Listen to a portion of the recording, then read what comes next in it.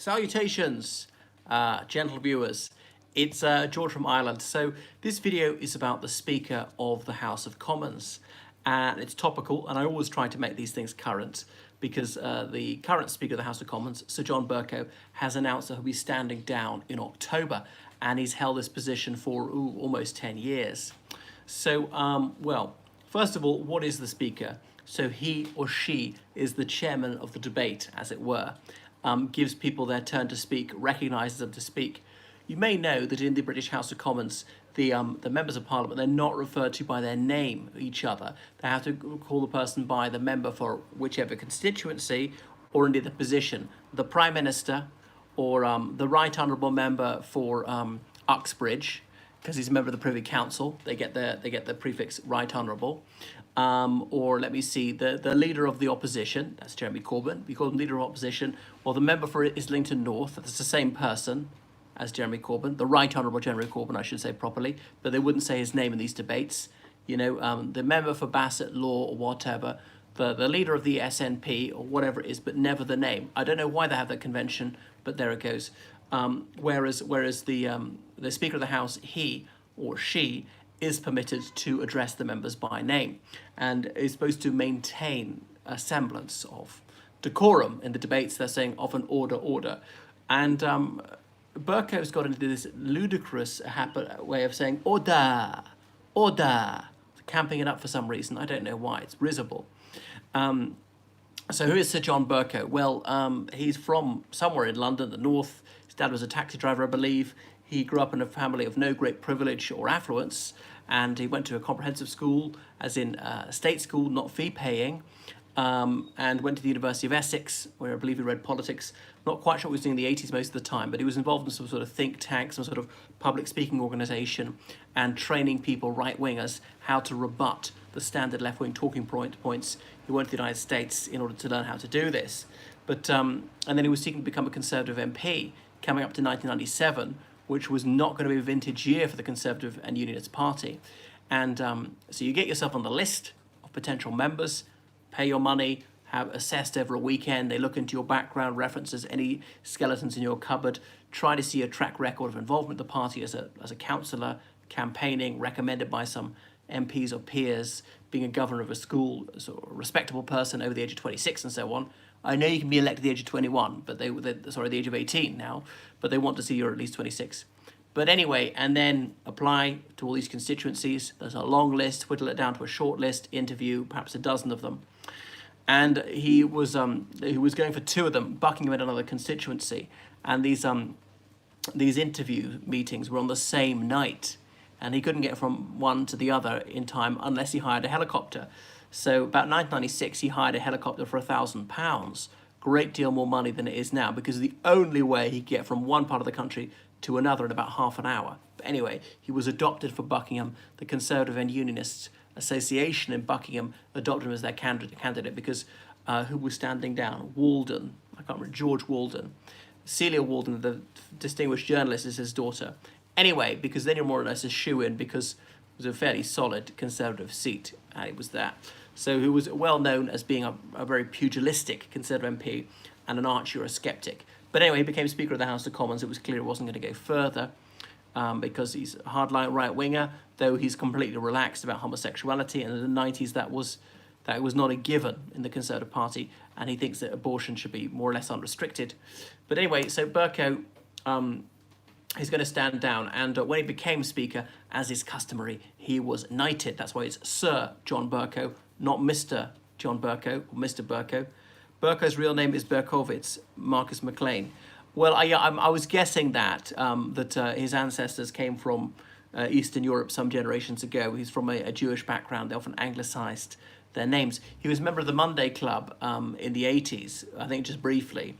Was even chairman of their immigration committee. Thought that there was too much immigration, and some immigrants from some Commonwealth countries should be encouraged to return to their ancestral homeland, repatriation.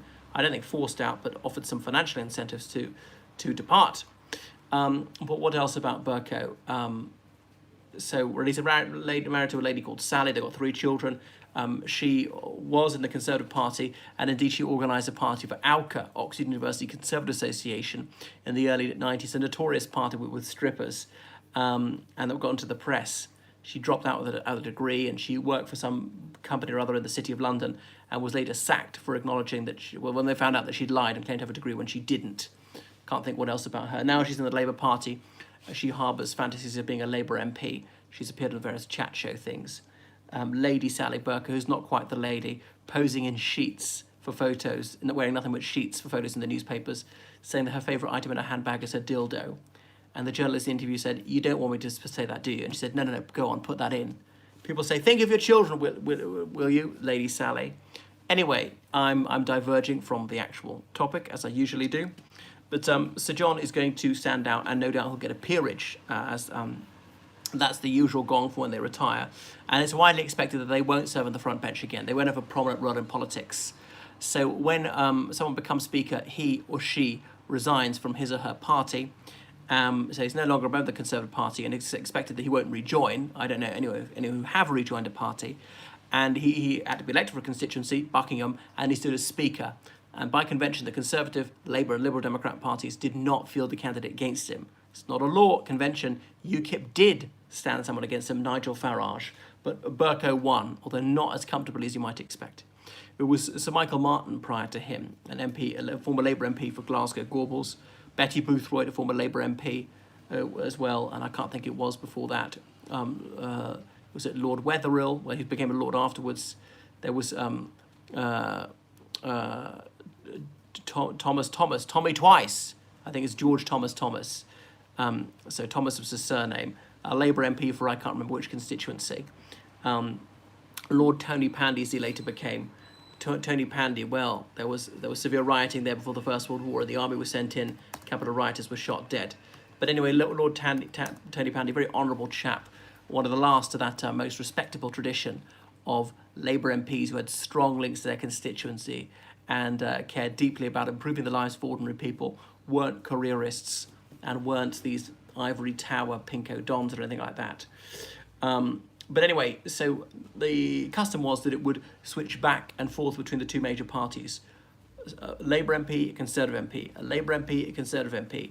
Having said that, of course, he or she would resign from his or her party on becoming Speaker. But there was some balancing there. And again, that was a convention. It was not anything legally binding, but Labour broke with that when Michael Martin followed another erstwhile Labour MP, Betty Boothroyd. So now you might say it's Labour's turn, but we'll see. Now, the Speaker can't be there all the time, so there are at least two Deputy Speakers, typically one recruited from either party, but the Deputy Speakers still remain members of their party. Nigel Evans was one some years ago. I can't remember who the current Labour one is, but these Deputy Speakers, they tend not to be involved in the cut and thrust of politics anymore. They're fairly long-serving MP, and they've stepped back from the fray because they've got to be seen as quite even-handed, not going to be too partisan, and should be respected by people, have a consensus behind them. Not a bare majority, not 50% plus one, but a large majority say, yes, this person is fair, we can trust him or her to do this in an unbiased manner. Calling people to speak, cutting people off with aplomb if they say something that's not allowed. There's a list of words they're not allowed to call each other in the House of Commons. For instance, shitbag. And most swear words are not permitted, nor indeed are they allowed to accuse someone of being in a crapulous state. Now, Alan Clark, that Conservative MP in 1983, he was a Minister for Defence Procurement, i.e. buying weapons. And he'd been at a wine tasting and then turned up in the House of Commons, and in an infamous incident, he held forth reading out as governmental policy whilst in a state of inebriation. And Claire Short had just been elected for Birmingham Ladywood, a Labour MP, and she started denouncing him, and she indicated that she'd read in some newspaper that MPs were not permitted to suggest that another member was drunk at the time, so that therefore the euphemism that she deployed was incapable. He was incapable of discharging his duties because he was under the influence of spirituous liquor. She didn't add in that bit, and that was that. And she pointed out it was disrespectful to the House and the position that he holds in order to appear at the House in that state. So that was that. So there have been speakers for many centuries. Go back to 1642, the birds are flown, when King Charles I and his soldiers, they battered down the door of the House of Commons to arrest the 5 members. In fact, it was 5 MPs and 1 peer who would have been in the House of Lords.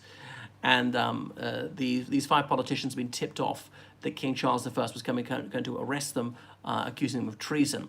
And so they'd all hopped it. And so when he saw that they were not there, he said, "The birds are flown," Charles I famously said. But he asked the Speaker, Leventhal, where they were. And Leventhal said, "May it please your Majesty, I have neither eyes to see nor tongues to speak, except as this House give me leave." Leave meaning permission in that context. So that's the idea, that they're controlled by the House, subordinate to the House, which is odd, as an anomaly, I suppose, as they have to control it sometimes. And they can suspend a sitting if things are in uproar. MPs are not allowed to accuse each other of lying. They often say of misleading the House and blah, blah, blah. There are various quirks there. There's parliamentary privilege, which is an absolute privilege, as in they can say things which would be libelous if said outside. If you accuse somebody of a crime, an imprisonable offence, you accuse somebody of, let's say, gross incompetence in his or her job, accuse this person of doing something which would cause this person to be shunned or avoided, or harbouring a communicable disease, things of that nature. Now, under ordinary circumstances, you could sue this person for a defamation, probably libel rather than slander, because it's broadcast, it's on television, it's in a permanent form. But if the person says that in the House of Commons chamber during a debate, then they are absolutely immune from any defamation action. If they're to say that in the corridors of the Houses of Parliament, or put up on a notice board or something, that's different. There wouldn't be the privilege, but absolute privilege in the chamber during a debate. So people can say these things without fear of being sued. If you go out and say it outside, then you're caught. Like Louise Mensch, or Louise Bagshaw, not sure what she calls herself now, that woman who briefly served as a Conservative MP, she said things about Piers Morgan in the House of Commons. And then she was interviewed on CNN. She was outside the House of Commons chamber, and they challenged her to repeat them, and she wouldn't do so because she knew that she'd lay herself open to a libel action had she done so.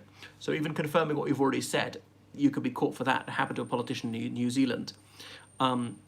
Anyway, so the Speaker is going to stand down. They've got to choose a new one. The 2 Deputy Speakers might remain. But now Harriet Harman has thrown her hat into the ring, the mother of the House. She was elected a Labour MP for, I think it's Peckham, Rye, South London constituency, way back in 1983, and she's served continuously. In order to be the father and mother of the House, it's the one who served longest unbroken. For example, supposing there's a woman who had been elected prior to 1983, lost a seat and then come back again, she wouldn't be the mother of the House, it would be Harriet Harman, because she's been there non-stop since 1983. So yeah, a couple of deputy speakers to deputise when the Speaker is not there, and the Speaker is not a sound system, as Ali G made that mistake, and he or she is addressed as Mr. Speaker, Madam Speaker, Mr. Deputy Speaker, Madam Deputy Speaker. Don't call this person by his or her name if you're speaking on one of these debates. So they're like a referee in this rough game of politics. And they can order that someone will be expelled by the House. They can order some sort of investigations. Often they tell what's coming up. That Labour MP, I can't remember that chap, represented a Scots constituency. The bloke in the Black Watch, who'd supposedly beaten up another MP, and he wanted to apologise. And John Bercow was tipped off about this and said, right, I understand there's going to be an apology, let's hear it, and all the rest of it. So the thing is, the parliamentary arithmetic is very tight at the moment. So the thing is, the Conservatives will not want to put forward someone because they're already short on manpower, or woman power too, if you insist. And so that's losing somebody again. You go back to the mid-60s when there was a Labour government with a very tiny majority, to a majority of 4, and they needed a new deputy speaker. And Harold Wilson, the Labour Prime Minister, really didn't want his ranks to be further depleted by someone becoming deputy speaker, as in he or she would not be voting. Formerly a member of the Labour Party, but not voting to signify their neutrality. And he was greatly relieved when a Liberal MP, there were only 6 Liberal MPs, chose to be Deputy Speaker, okay, because there were going to be some very tight votes. And obviously Boris Johnson needs every vote he can get. Under ordinary circumstances, a government would have a healthy majority of 50 or 100 or something like that. So one person being Deputy Speaker would make little difference. But the thing is, these votes are going to be down to, these things could be just down to a couple of votes Boris Johnson tried to call an early election under the Fixed Term Parliaments Act. He needed a 2/3 vote of the House of Commons for that, and he got about a 45% vote. So a very heavy defeat, and he got 293 votes for it, and he needed, my goodness, something over 400. So Harriet Harman's going for it. I'm not sure who else is seeking to become Speaker of the House of Commons. In the House of Lords, it's different. They don't have a Speaker as such, but there is someone who chairs the debate, but they take it in turns a lot more. Okay, so now, yeah, Lord Tony Pandy, I mentioned him. He was Speaker 1976 to 1984, if I remember, and famously he read from the Bible at the wedding of Prince Charles and Lady Diana Spencer in 1981, saying, "When I was a child, I spake as a child." That was his voice. He had that sort of Welsh accent. Well-known Methodist preacher, had some sort of long service medal for them, always slender, immaculately turned out. He was a closet homosexual. Of course, it would come out at the time, then that would have been curtains for his career. And he was regularly blackmailed by people. And Leo Absey, another Labour MP who represented a Welsh constituency, lent him money to pay off these people to keep stum about his private life. But anyway, in 1997, when he was stricken with cancer, he was terminally ill, he nevertheless agreed to be chairman of the No campaign in relation to devolution of Wales, because he was a Welsh patriot, but not a nationalist. He believed in the United Kingdom remaining a unitary state. He was an ardent monarchist, and he liked the majesty, the opulence, and the pageantry of the House of Commons and the House of Lords. So a little unusual for a socialist. "Hi, George, I'm watching Wisconsin. Reality is an illusion. Hello there." Well, if you've got any questions, fire away. If you want me to make any videos, please do, because I often make them on request. Any comments I'm happy to respond to, because otherwise I'm going to wind up fairly soon. Just explaining how the Speaker of the House of Commons works. There's going to be a new one. And they serve for several years. As I say, Bercow's been there for almost 10 years. Sir Michael Martin was his predecessor in that role and was not highly regarded in this, partly because he spoke out on some contentious issues like asylum seekers, should they be allowed or not. Sir George Young, a Conservative MP, the bicycling baronet, he also went for it, didn't get it. A baronet is someone who inherits the title Sir. I mean, just an ordinary man like me, I'm just a plain Mister. But a baronet goes from father to son, because one of their several sons, it's the eldest son, gets it. You must be born in wedlock to get that baronetcy. So that's why he would never be Mr. George Young, that'd be wrong, Sir George Young. Call him Sir Young, that's wrong. It has to be Sir George. Could be followed by Young or not. Sir George or Sir George Young, both correct. Anyway, and he didn't get it. But looking back to when Sir Michael Martin was elected in 2001, if memory doesn't play me false, they had to choose on what basis they're going to do this. Who are the people most likely to be the next speaker? Well, a very worthwhile question. So, but to the best of my knowledge, Harriet Harman is the only one who's allowed her name to go forward thus far. It might be other people, but they tend to be superannuated politicians. It's really the twilight of your career. You know after this you'll never hold a front bench position, be in the cabinet or the shadow cabinet again. It would be considered inapposite for you to do so. So Bercow knows that, even though he's not even that old. He's only born about 1965 or something like that. But some of his own party had come to dislike him.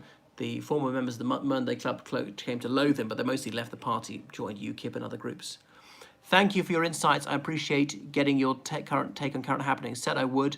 Well, your comments are warmly appreciated, and keep them flowing in. So if you wish me to make a video on any particular topic, kindly let me know, and I will endeavour to do so. I don't go along with every suggestion because I'm simply inundated with them, and I shall do my best to answer questions that you throw at me during this broadcast.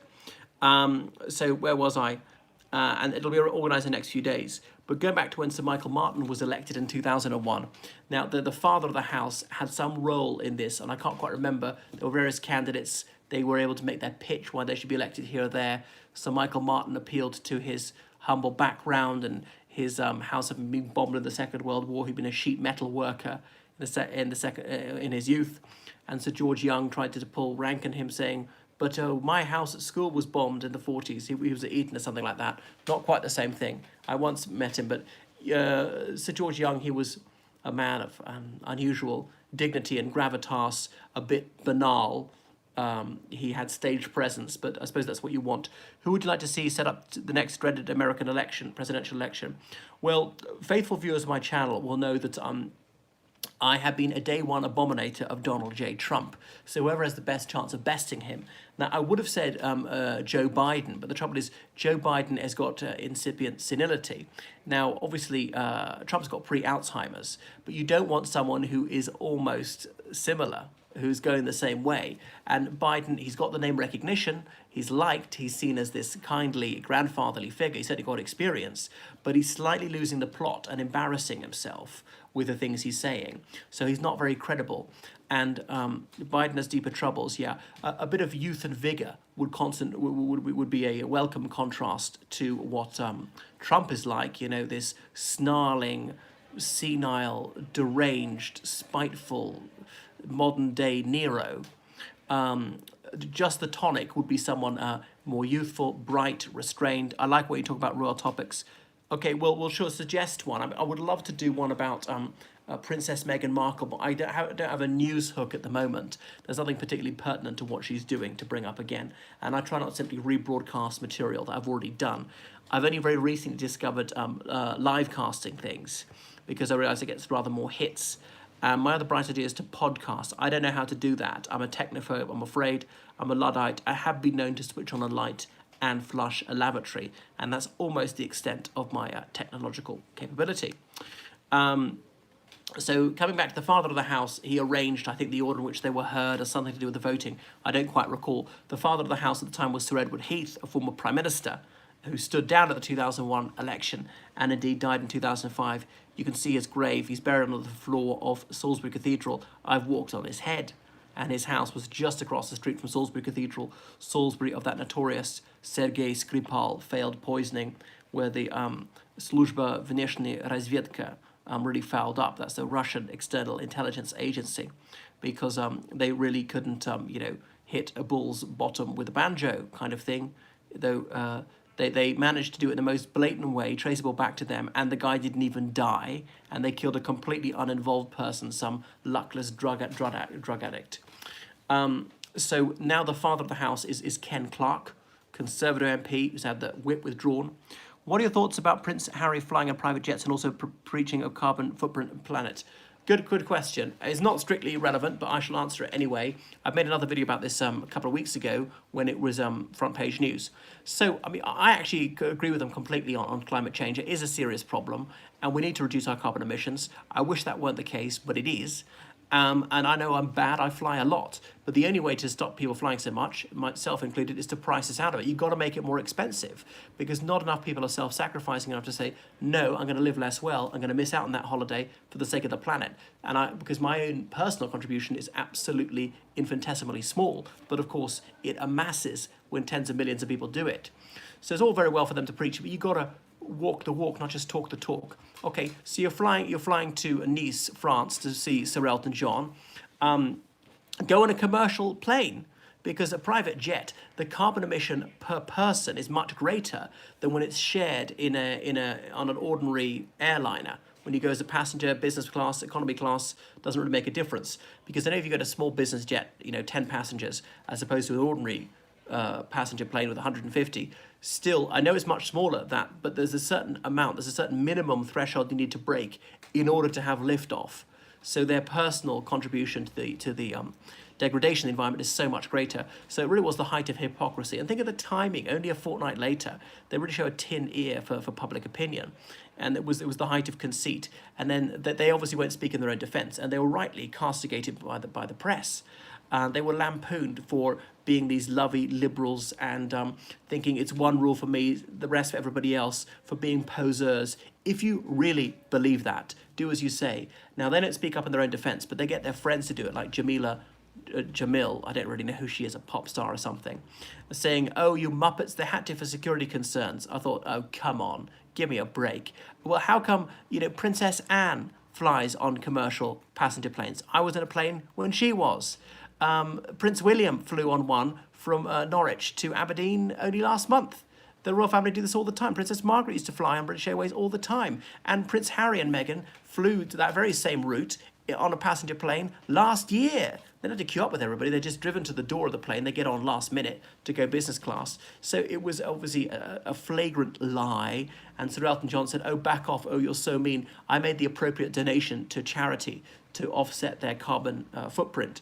He didn't say how much. Anyway, what cheapskates? They won't even pay for their own tickets. I pay for my own ticket. If you've got millions of pounds every year, millions of pounds that you didn't earn, if you're subsidised by people on minimum wage through the civil list, then I think you can dip your hand into your pocket and spend a couple of £100 on a flight to France. And if you really care about the environment, drive. Take a train. Okay, Eurostar, London to Paris, that's 2 hours. London to Cannes is 5 hours by train. I've done it. Total journey, something like 8 hours, bearing in mind the changeover in Paris. The flight's about 2 hours. It's not that much more. You've got all the time in the world. You've got all the money in the world. So, and the thing is, it plays into the hands of the anti-environmental lobby, the climate change deniers, and it allows them to reframe it as being about celebrity posing and hypocrisy, about idiocy, just like someone going for an achingly fashionable cause. Her Royal Highness Princess Meghan Markle cannot resist something that's en vogue. It's an affectation. It's so contrived. So there we are. And actually, they shouldn't speak out on these tendentious matters, on matters of public policy. They are required to be above politics, above the fray. I completely agree with them. But what's sauce for the goose is sauce for the gander. So supposing they held the opposite view, said that climate change is a hoax, we can burn fossil fuels willy-nilly, it has no effect on the climate whatsoever. If they believed that and started saying it, that would infuriate me. But, you know, you either have to accept them expressing either view, or say they can express no view. I think they must express no view, because the royal family's got to be, as a politically neutral. That doesn't mean simply refraining for campaigning for the Labour Party or the Conservative Party or something, but not speaking out on controversial issues. Now, when Prince William says, let's save animals from going extinct, I think that's different. I don't know anybody who says, no, let's kill all the rhinos. Let's make elephants extinct. Let's kill every single last lion. I think almost nobody would disagree with him. So that's why it's a safe topic, and it's sort of apolitical, because otherwise they just get down and dirty in the political arena, and there's a lot of mudslinging, and it drags the crown down into everyday political tussles. You know what it's like in political life. It's virtually impossible to get through it whilst remaining honest. There's simply differing levels of mendacity. So I thought they really fouled up there. That was a PR disaster for them, and they've got to learn from their mistake. It's all very well preaching to people about not poisoning the planet, but then you must lead by example, and they can afford to lead by example more than anyone else. Have you done an impression of Bercow? I missed the beginning. I had a little bit saying, order, order, order. Oh, you are an incorrigible miscreant at times. And I can't really do his voice, but there he was, ticking off the Honourable Jacob Rees-Mogg, saying that when you pick up your children from the same school as my children attend, you conduct yourself with great decorum, but here you are behaving in a most indignified and uncouth manner. So, waking your ideas up.